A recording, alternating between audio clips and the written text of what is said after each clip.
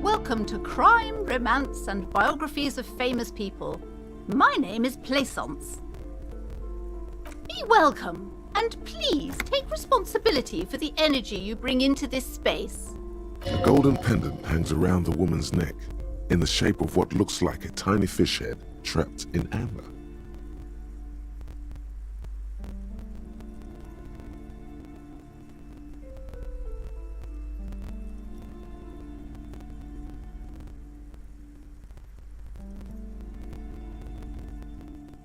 I am the proudest owner of our little shop of culture. She has fine-tuned her voice to find the most welcoming approach for attracting new customers. It doesn't work.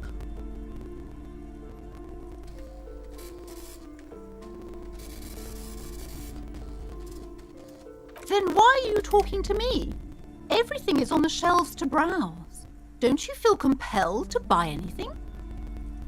See those shelves there? Go, be drawn. Everything is on the shelves. Take a look yourself. The shelves compel you, don't they? She's attempting to mentally direct you towards the shelves. She only wants you to buy the goods. She doesn't care about the books.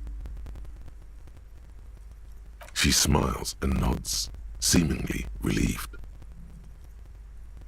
Annette, yes, my daughter. I hope she wasn't slacking off again with her nose in science fiction. Tell me, was she at her post doing her job like a proper girl? Wonderful! Did you talk to her? Great! On a scale of 1 to 10, how compelled were you to buy books after talking with her? Her opinion of her daughter depends on how well she lured you into the store. My precious, her dedication brings joy to my heart. If you have children, I hope they turn out as great as my Annette.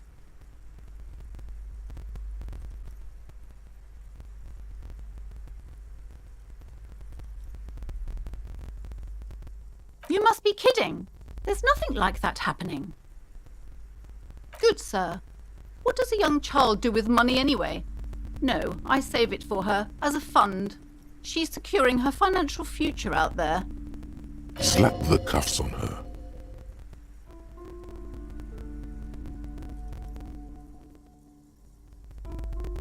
Oh, of course, officer. Good work. Are we done with the jokes now? Yes, we've had quite enough fun here. Right.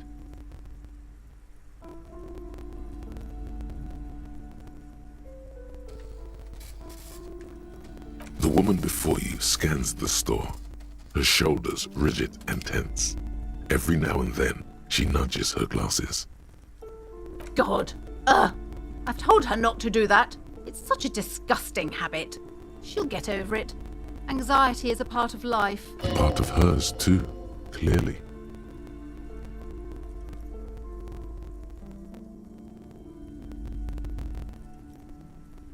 The woman before you scans the store, her shoulders rigid and tense.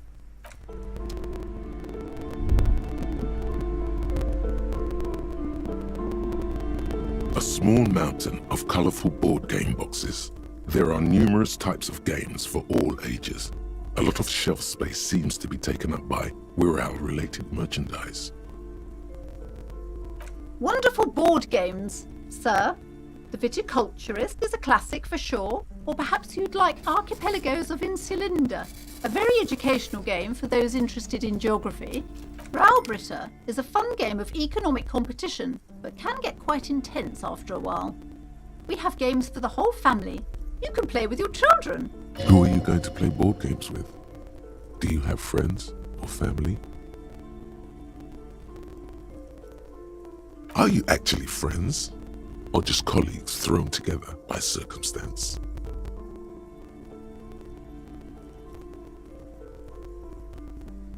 Then you're a lucky man, officer. Children are the greatest of treasures. For playing with friends, I'd recommend Suzerainty. It's a civilization building game where you build a civilization, then set off to brutally colonize and repress other civilizations. It'll cost 12 rial.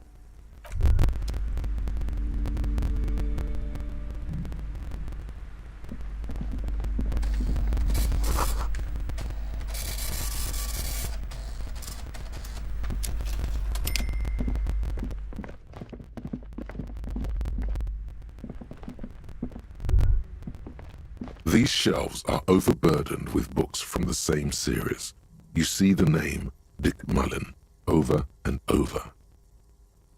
Crime fiction is a disgrace, an asinine misrepresentation of the physical attributes of the arduous everyday work of actual police officers. These books greatly overstate the excitement of police work, glossing over how long it takes to actually follow up on leads and eliminate dead ends. Furthermore, they have no idea how hard it is to simply remove a body from a tree. What's more, they completely ignore the psychological hardships of year after year coming into contact with people during the worst days of their lives. Not a single mention of all the stress this work creates upon the officer's family. Detective fiction just doesn't tell the truth at all. Now, would you like a list of all the books found on the shelf? You see Dick Mullen on the job. Get Me Mullen. The Stalwart Adventures of Richard P. Mullen. Dick Mullen and the Murder in the Orchard. The Sordid Affair of Dick Mullen. A killing is declared. Dick Mullen in the Murder House. The Final Case of Dick Mullen. An Obvious Lie. Dick Mullen in the Clock Tower.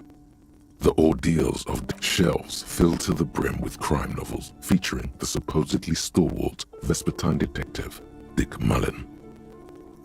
Oh, crime, robberies, murders, even sexual crimes. We're fortunate to have Dick Mullen and his stories to sort all that out.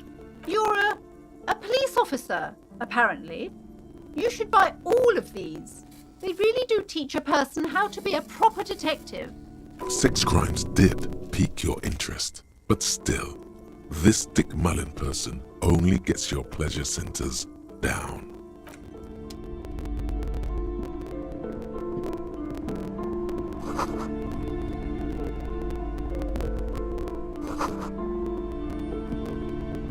The plaque on the shelf reads, Biographies of Famous People. You see a large variety of names, none of which ring a bell. Browsing through all the books with all their names makes your head spin. None of these seem important or relevant. It's all just vapid egoism. Suddenly, a particularly odd title catches your eye. It reads, High Speed Love, the tragic true love story of Jacob Irv and Alfie Delatraz, by one Cecilia Averbrook. High Speed Love chronicles the romance between two of the finest tip-top tourney racers in history. One of them is the madcap driver, Jacob Irv. His blonde mane graces the cover. Next to Irv's life story, you see a slim biography of an Occidental rock star called the Anti-Star. He's famous for shooting morphine into one of his eyeballs and cocaine into the other. Next to that, Revacholian radio personality Guillaume Bevy stands in front of a rundown drug den. He's a permanent fixture on Channel 8, reporting on real-life crime and ruining cops' days. I really must insist you buy one of the books. Reading them is not for free. Do still browse, though, but not too long. She understands she has erred against the customer and immediately corrects course. I'm sorry, I did not mean to rush you. You are browsing. Go ahead. Take your time. Time is commerce.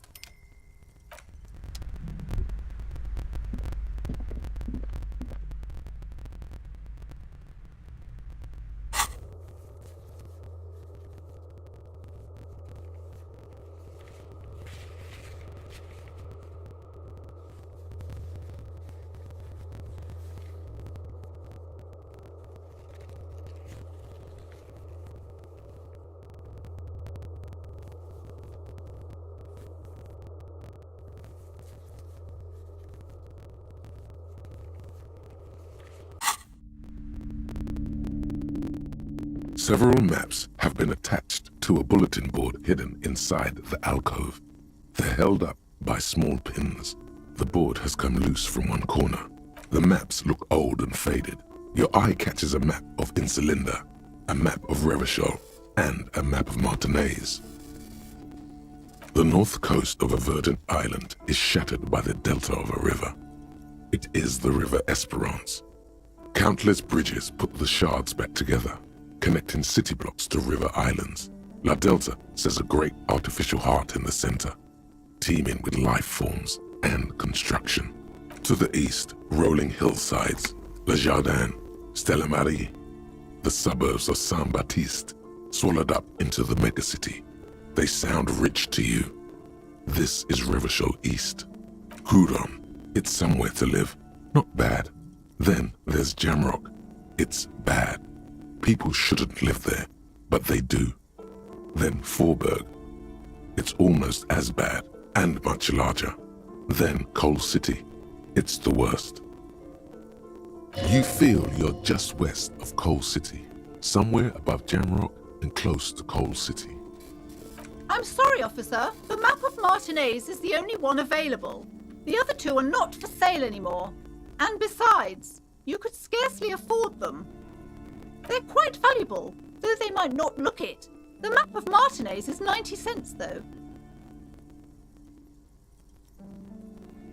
That old thing? It's an out-of-date map of a tourist location that never was nor came to be. From when some design studio... They didn't get that far. For some reason. Always good to be informed of your surroundings. This large map displays archipelagos. You see a constellation of small dots on the light blue emptiness of the Insulindic Ocean. The largest in the northeast is La Caillou. You are here. Another far away in the southwest, Seminese Islands, Ile de Fantôme. Ozon, Laurentide, Face à la Mer, Archipelagos, North Arcade Islands, all just specks of dust on the vastness of the Insulindic. On the edges of the map, the color fades into a blur of dotted lines, black and white. In the northeast, a dust mite stands on the north coast of Caillou, in a bookstore. It's you. Radiating outwards from you, the suzerain Revachol. With a radius of 80 kilometers, still, the crown jewel of this Isola would be barely visible. You can, on Caillou, Revachol, a single black star, on Ozon, Fondelier, and Vilmandoux, on archipelagos, Croyan-Moran, Villiers, on Seminine, Olduvai, and on Laurentide, Deora of the Seven Seas. Lost little pearls of light, tiny fires in the dark. The ocean breaks apart into a tangle of cosines and azimuths, all pointing into pale nothingness. Windy is the north azimuth. Grad is the northeast azimuth. Samara is the east azimuth. Sail is the west azimuth. Connections to other worlds. Words past the Insulindian, unknown to you. You only know you've never been there. You have little idea what they are.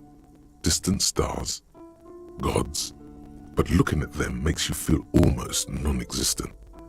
Whatever they are, the Isolas are immeasurably large compared to you, and very, very far away. Perhaps they are gods, gods of distance and outer dust.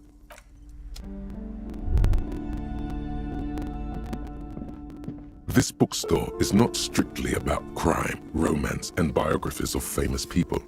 There's also a wide range of paranatural literature.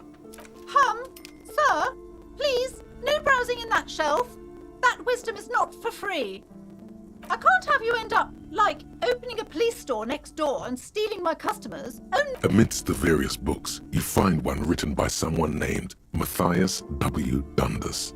It's about wholeness, unity, balance. The point of the book, and many others on this shelf, is to give people medicinal advice in situations where they don't have access to paid health services. Various paranatural books still litter the shelf.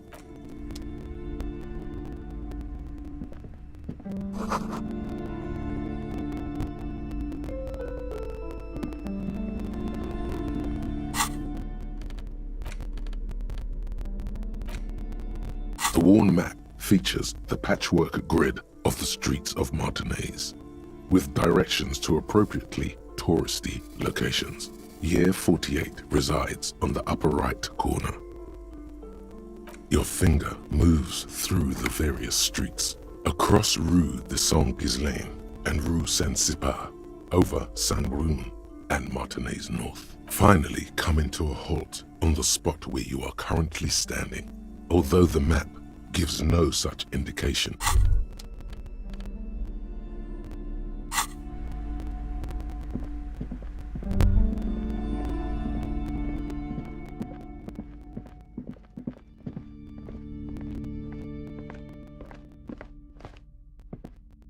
You see a set of tattered curtains blocking the way to another room.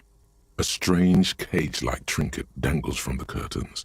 Excuse me, officer. The back room is strictly for employees only. Nothing. Now please go back to browsing the books. Don't you feel compelled to look at the books? The books are all you care about. Oddly enough, the more she tries to draw you away from the curtains, the more alluring they become. Just as you're about to pull apart the curtains, the petrified voice of the shop owner cries out once more. Sir, don't touch that. I told you it's off limits for the customers. Parapsychologically speaking, we're done if you decide to open them. I won't be held responsible for the consequences. It's too dangerous. She looks away, mumbling. Why is everyone always messing with the curtains? Why can't they just buy books like normal people? No, it's just a storeroom for the employees, I told you. Now please step away from the curtains. Why? It's not like anyone was killed there. I'm sorry, I don't mean to be so impolite. Just please don't go there. I can't allow that. You'll only make things worse and unleash the powers.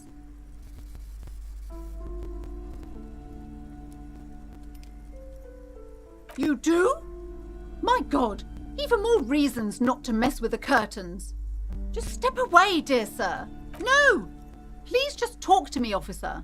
Come here and let's talk this through before you decide to do anything extreme. Lies. Rip them open, we say. There is something mysterious about the curtains. Be careful. You see a tattered set of curtains and a polyhedron-shaped cage-like trinket. You see a dimly lit room full of dusty furniture and trash.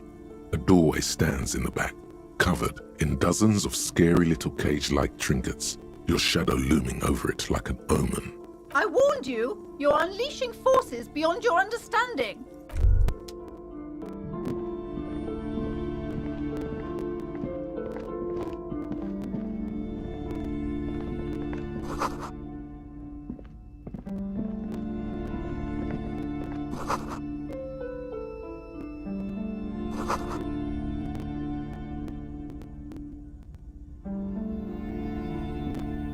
A heavy door with a missing handle stands before you, covered in dozens, if not hundreds, of little oddly shaped trinkets and charms. It appears to be locked. What if you just break it down?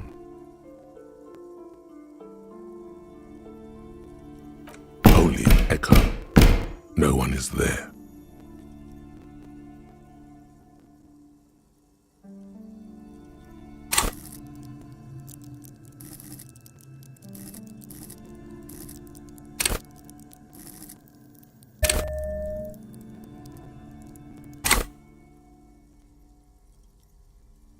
That's right. Take in your surroundings. You need to have a solid ground and a proper posture if you want to succeed. The room is dimly lit and littered with old barbershop rubbish, but the path to the door is clear. It's made of a solid block of wood, but it has stood there for ages.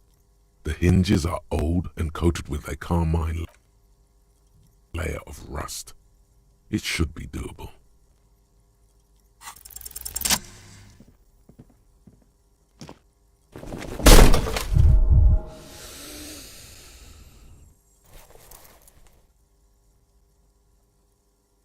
You smash into the wood and see a small crack appear on the door frame.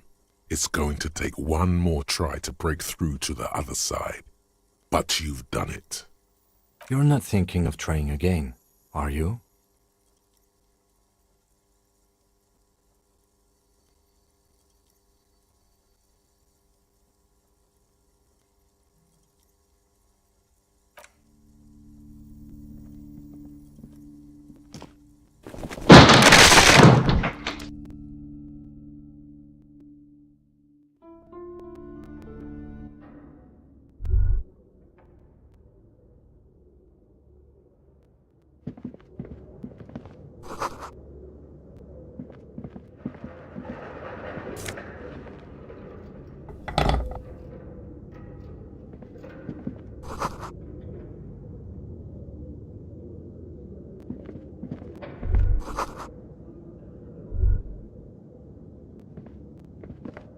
A barbell lies on the floor. The color has worn off its weight plates. It's 60 kilograms. Your triceps hum at the sight of these weights. Show the world what kind of beast it's dealing with. Lift them. Why does it feel so familiar?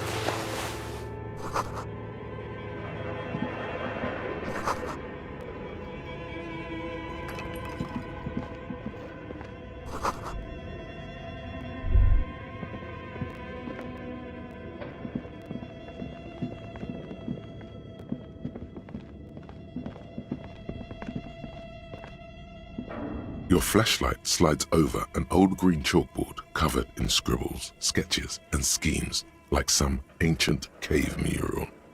Some of the writing has faded with age, but you can still make out sections here and there. Photos and drawings have been pinned to the board. These lithe, pointy-eared creatures appear to be different types of welkins. You make out autumnal candle welkins casting wax-based magic. Translucent welkins, with organs shining under their skin, and even ether welkins, hailing from the vast emptiness of sidereal space. Who are all those creatures? Fantasies of a tortured, feverish mind? One of the welkins, towering among the rest, appears to be different, however. It's Vara Hamira, a high welkin, his face white and scarred like cracked marble. This is clearly a Welkin supremacist. The note says, all non-Welkin races will be purged. The Haldor, the Tworg, the humans, and even headless men, all of them, purged. Imagine a world filled only with Welkin, Green Welkin, Dread Welkin, and the High Welkin to rule them all. An inordinate amount of time has gone into drawing these little Welkin creatures. Some people really like building a world, I think, even if it's just for a game. This looks like concept art for a project. It's not really real. Just look at those details. So much effort. And for what? All gone. The photo collage depicts barren, icy landscapes wrapped in perpetual night. You see permafrost and glacial landforms, dead trees grown in under the snow. Entire oceans have been frozen from shore to shore. There are pictures of settlements on dried-up riverbeds, abandoned in a storm. Animal corpses in the dark, carcasses and bones. Albeit dark and cold, this vision also feels cozy in its own way, like eggnog or morphine. A much-needed a pinned postcard reads, "The heat death scenario. A desperate fight for geothermal energy engulfs the world as Wirral becomes untethered from its sun, drifting through the universe."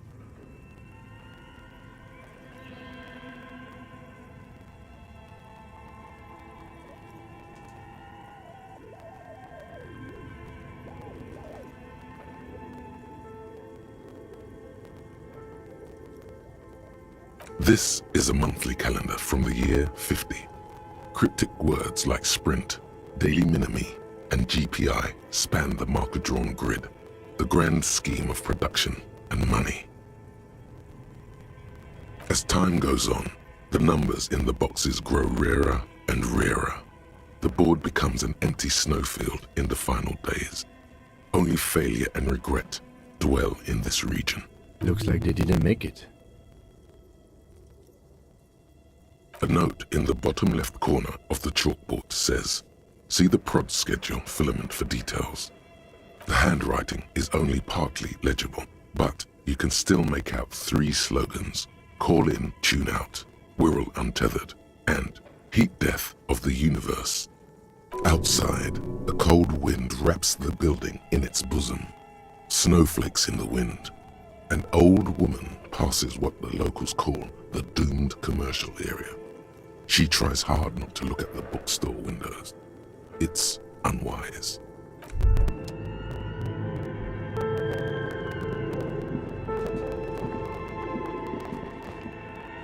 This appears to be some kind of machine with a cube-shaped heart and a wired framework. The keyboard has a rectangular on-off button. A piece of paper still hangs from the printer. A radio computer. Just sitting here without anyone inside. The machine lights up like some prehistoric animal stirring from its slumber, revealing fluorescent play and print keys on the keyboard. The hatch on the machine's central compartment is wide open. It's empty like a beehive without its brood. Some cables have been left dangling. The filament you have would fit perfectly inside the compartment. Like a smooth draw, the filament slides into place. On the keyboard, the play key starts blinking. A bar of fabric right above the keyboard starts producing a soft hum. The sound of static seeps through the machine's planar magnetic driver. Oh no. It was already glowing and now it's also making a sound. It's probably some alien CO-like technology. The static gets louder, slowly filling up the abandoned hall, until a voice speaks out, crackling and old, cutting into the air. Good afternoon. Fortress accident en rue de Saint-Ghislaine. This is East Insulindian Repeater Station 1. Please repeat. Is this the production schedule?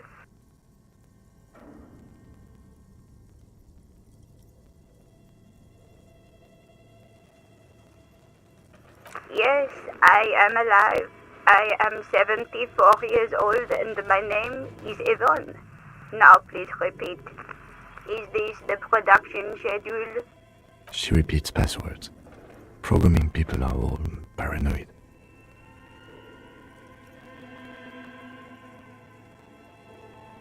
I work as a repeater at the East Insulindian Repeater Station. It's my job to know where you are, Fortress Accident. As for me, well, I am sitting in my cubicle, surrounded by a wall of radios. On an island on the river Esperance, a small woman, all skin and bones, sits in a room filled with audio equipment. Thousands of tiny lights are reflected back from her prescription lenses. like stars in the dark. Doesn't it get lonely, sitting there all by herself? Lonely? Why would it get lonely? I get to talk to people all day. That's why she does this. Now please tell me the reason for your call, Fortress Accident. The filament you have inserted into the reader. That was a question. Have you inserted it into the core? Good. Please repeat the password. You should ask her for a hint.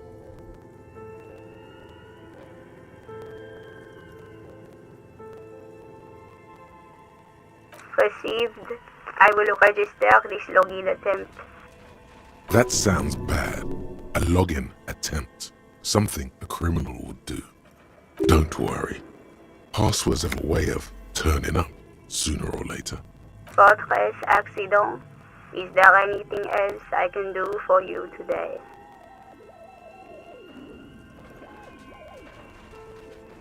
Fortress Accident is the company on whose name the terminal you are currently using has been registered to. One moment.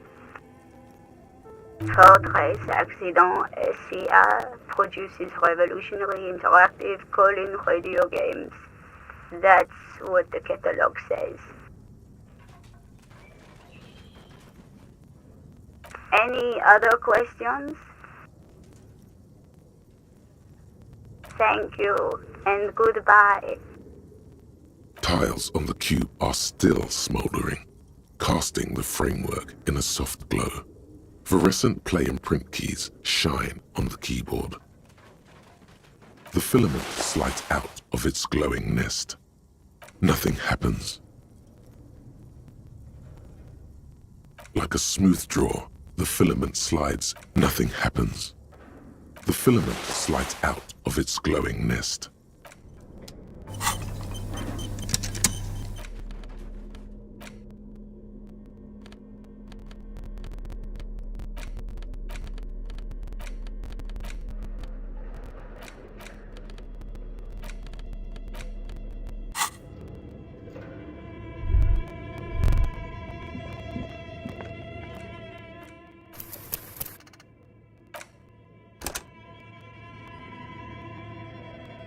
This old fireplace is covered in lines drawn in blue and red marker, the mesh spreading over the stone like blood vessels on alabaster skin. It looks ghostly and strangely ancient.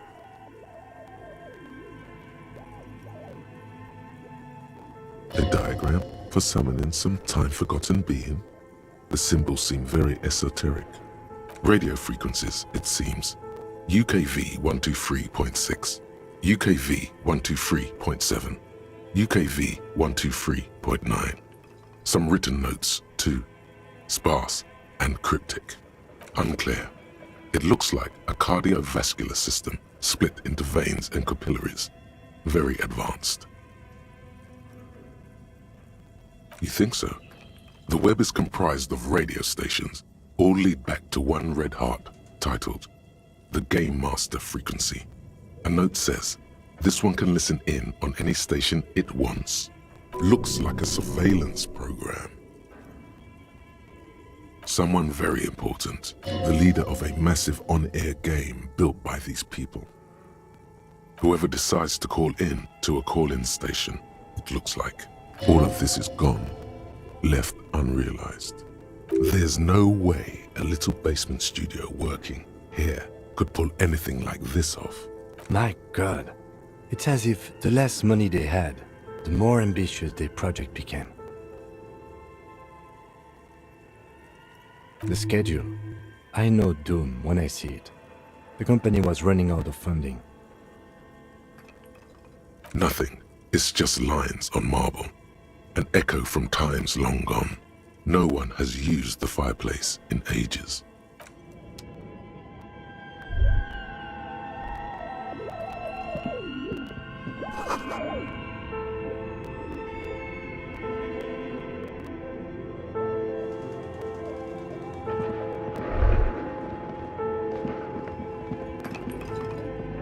Okay. What do you think is going on with that computer, chalkboard, and fireplace?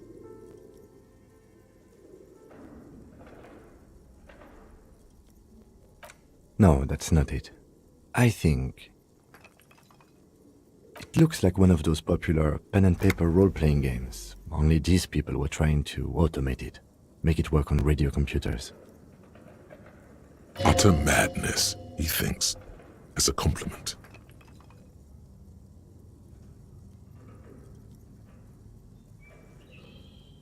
Indeed, those Welkins are a dead giveaway. Role-playing people love that stuff. The world looks like a modified version of the WeWorld board game, with hit death thrown in.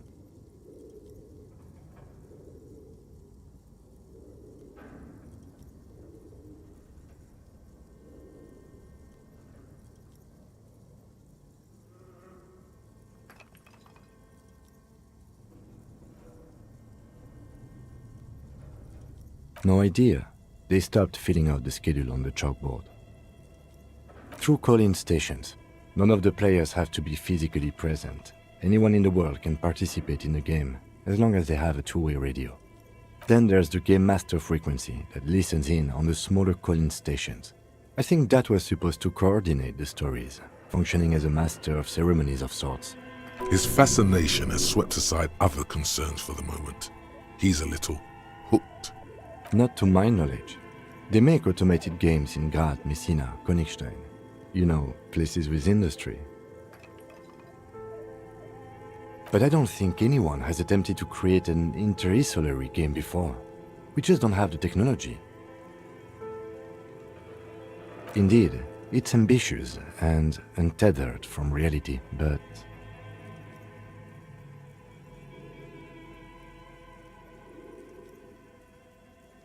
it's too late for that, I'm afraid.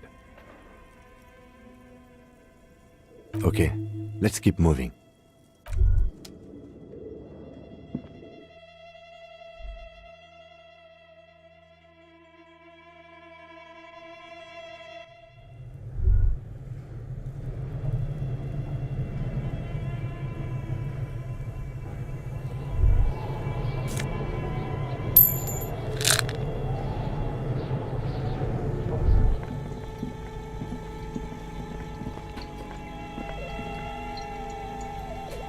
You see a terrifying ice bear with a strange compartment in its belly. The door is covered in frost and the bear's eyes are glowing red. This ice bear is a hyper-carnivore. Be careful. The lieutenant doesn't answer. His eyes are glued to the animal. A sharp slice of light shines out from its mysterious belly door. A gust of freezing cold air rushes to greet you. You hear a low grumble as the bear regulates itself. This is the inside of a refrigerator. The lieutenant takes a peek inside. His hand has found the holster of his gun. The shelves are empty. All you see are crumpled ice cream wrappers with the brand name, Revachol Ice City. A handwritten note has been attached to the door. The fridge is huge. You pocket the note and the little fridge magnets keeping it on the door.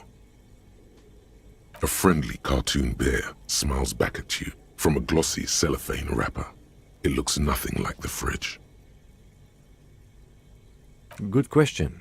It looks like an ice cream fridge. I know. What an unfortunate marketing choice. What is even worse, the bear is still costing them money to this day. The fridge buzzes with energy. The electricity bill on this thing must be catastrophic.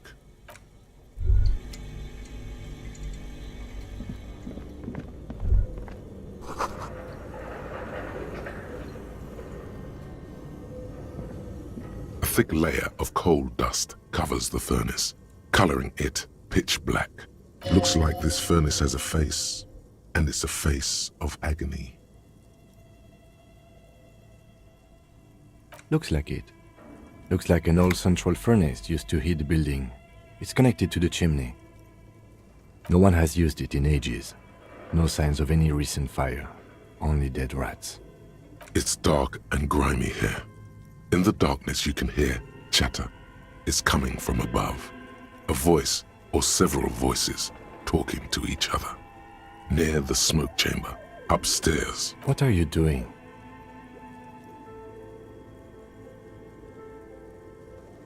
Wait, really? You should investigate, see if someone's upstairs. A lush layer of coal now covers your skin, sinking into the wrinkles. Your hands look ancient. You feel the spirit of Ramut Karzai, ancient hero of Grad, pulsing through you. All that's left is to cover your face in war paint. 3 dangerous stripes appear onto your cheeks, telling stories of your wild soul. What are you doing?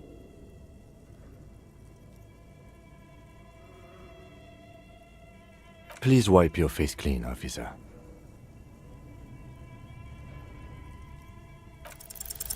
These 3 stripes give you strength in this dangerous realm. It would be foolish to remove them. And this protects you.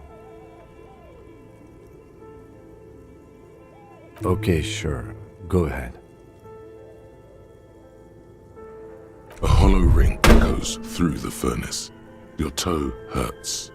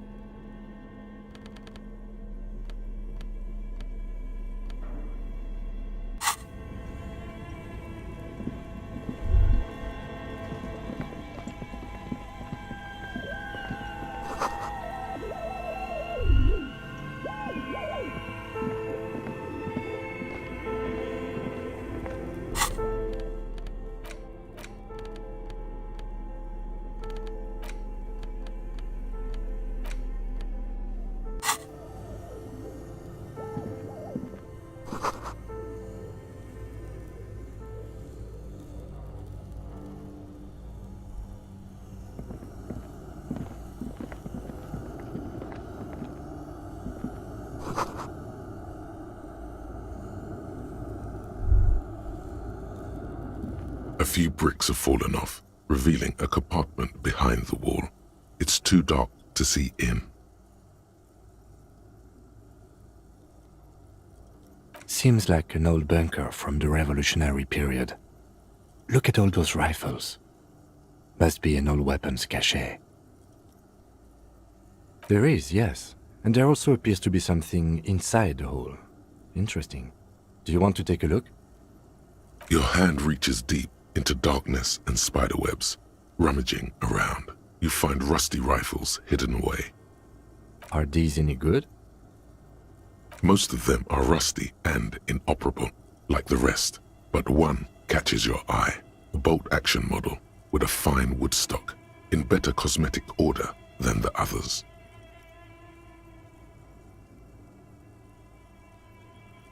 Take it. You're a police officer. That's a rare sight.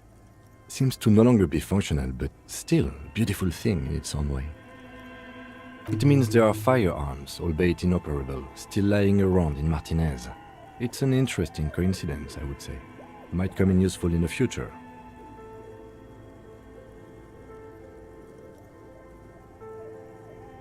He likes this find.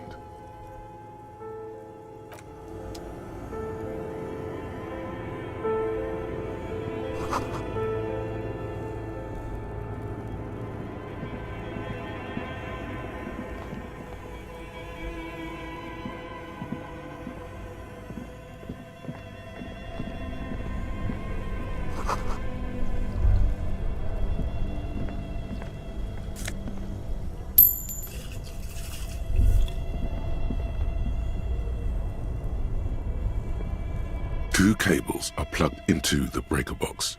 The red one leads to the ice bear fridge and the black one to the ice cream maker nearby. An electric sizzle. The room is slightly quieter now.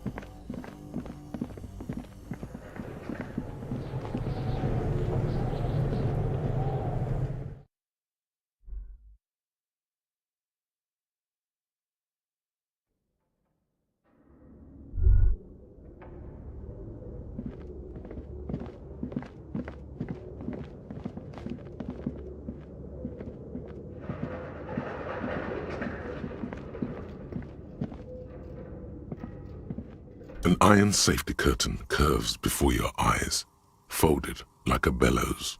It covers half the room, blocking the way into a colossal industrial chimney. This is directly above the central furnace in the cellar. The voices probably came from here. What an odd thing to do. Nothing happens. Still nothing. No one's home.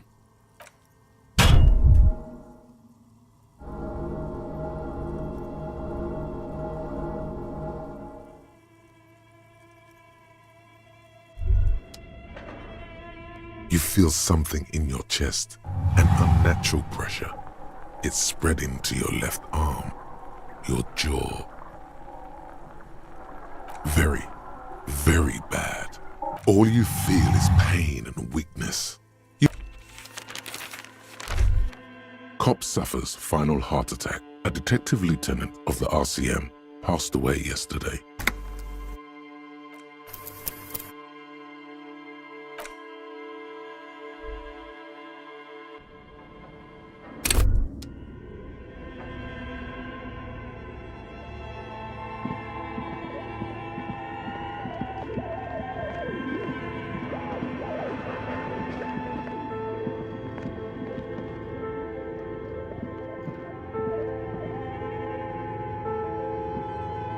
An iron safety curtain. What an odd thing to do.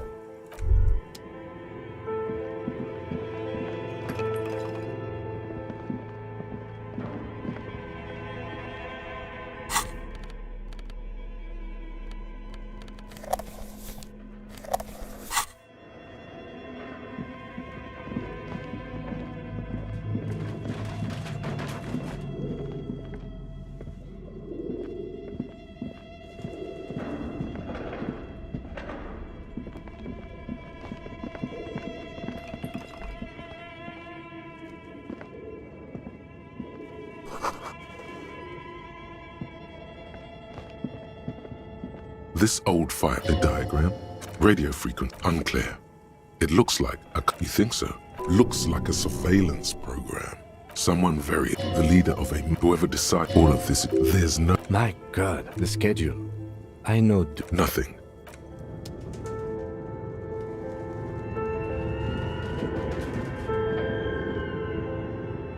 Okay.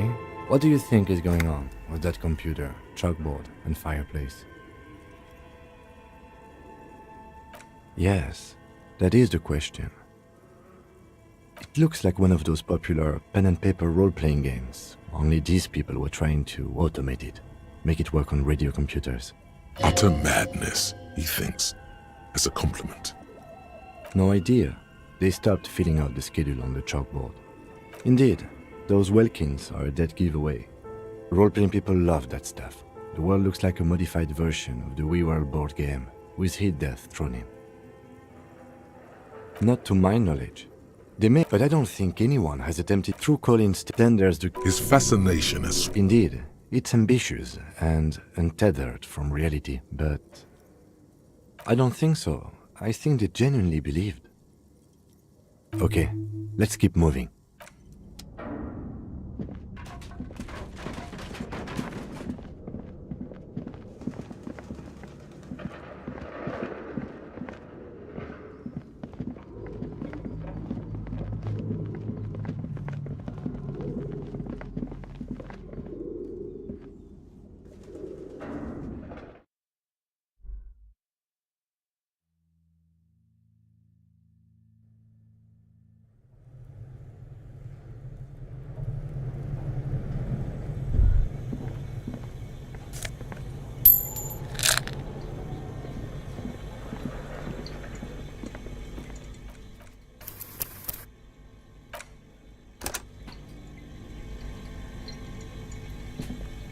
You see a terrifying ice bear. This ice bear is a hyper carnivore. Be a gust of... The lieutenant takes a peek inside. The shelves are empty. You pocket the note and a friendly cartoon bear. Good question. I know. What is even... The fridge buzzes.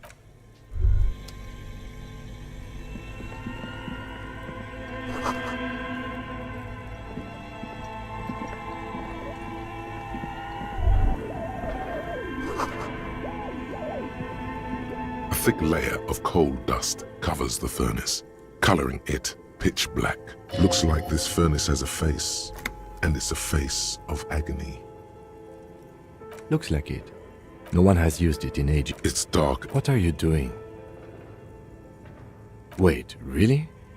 Take your head out of the chimney, please. It's not safe. It feels safe to know that the lieutenant's got your back, now and always. This sounded real. Not a lush layer of coal now covers you. You feel the spirit of Ramuh Karzai, ancient hero of Grad, pulsing through. Yes, how grown up. The furnace agrees. The lieutenant seems relieved as well.